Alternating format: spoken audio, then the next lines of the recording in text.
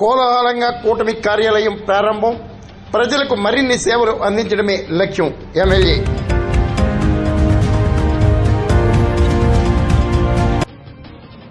తూర్పు గోదావరి జిల్లా అనపర్తి నియోజకవర్గం బిక్కవూరు మండలం కొమరిపాలెంలో రాష్ట్ర సర్పంచుల సమాఖ్య మాజీ అధ్యక్షులు పడాల రాము అధ్యక్షతన ఎన్డీఏ కార్యాలయాన్ని ప్రారంభించారు.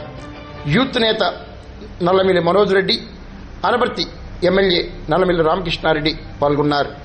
ఎన్డీఏ గ్రామ కార్యాలయాన్ని ప్రారంభించడం జరిగింది.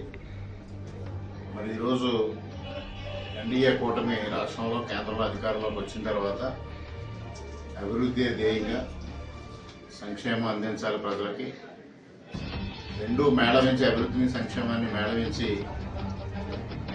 రాష్ట్ర ప్రజానీకానికి సుపరిపాలన అందించాలనే లక్ష్యంతో ఇవాళ చంద్రబాబు నాయుడు గారి నాయకత్వంలో